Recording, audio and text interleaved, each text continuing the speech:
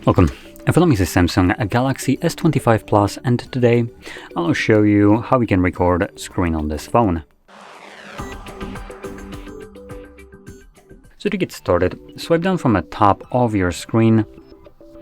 Now you want to swipe down from the top right side, as now we have the side-by-side kind of notifications and toggles on each side.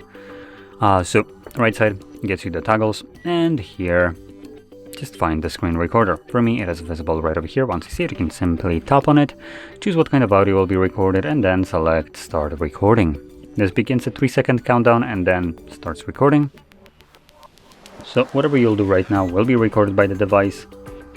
And once you're done recording it, you can just click right here on this square. This will save the screen recording to your gallery application. And you can see right here, or you might also navigate to albums, and in here you'll find the screen recording albums. Click on it, and you can see it's already playing, so give it a moment and you should start to see some motion. So there we go. Now, if you found this very helpful, don't forget to hit like, subscribe, and thanks for watching.